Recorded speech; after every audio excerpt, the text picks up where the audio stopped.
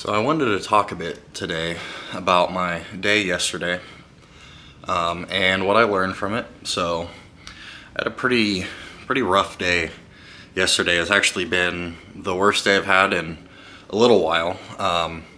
Started to kind of backslide a bit into I guess the feelings that I had before, kind of like the way my life was before, a bit undisciplined and kind of feeling down on myself and whatnot.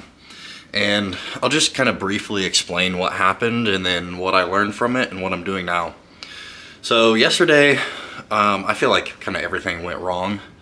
It was mostly work, and it was, I won't go like too deep into it, but basically I was just getting annoyed by a lot of different things. And I feel like when you get annoyed by things, your willpower can start to kind of dwindle a little bit. So my willpower was dwindling, and basically, to put it short, my boss came in, made like a snide comment that I didn't really deserve. He said I was standing around when I was waiting on something to get finished. Nothing I could have done. But the decision that I made to snap back at him and basically yell at him kind of in front of the whole facility was a pretty immature thing to do. And I did apologize after it, but I kind of saw myself going back to the way I was before, kind of, you know, angry, not able to easily talk to people, show my emotions and stuff like that.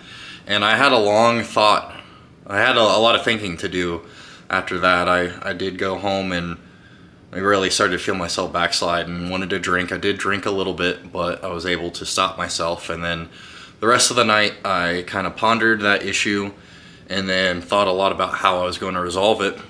I woke up in the middle of the night, as I have done in the past a lot, and just thinking about this problem. And I started to think about like the ego and my reaction to what happened and how that was basically the manifestation of my ego just not being able to cope with it, I suppose. And I watched a pretty good video, and this is something that's really helpful for me, is to watch these educational videos that kind of put my mind back on the right track. And in this video, she talked about ego work.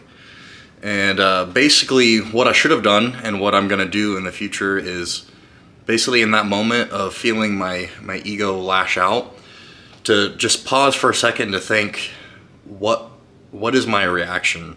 My reaction at that point was someone being negative, and my ego, like inflated ego that I couldn't control, caused me to snap back at him.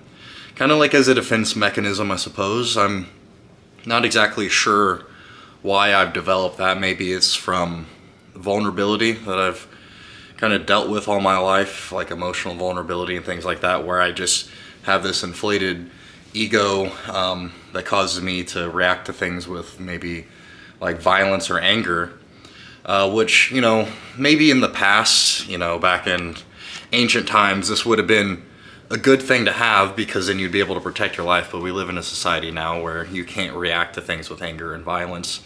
So we have to really learn how to cope with our ego and to react to things better.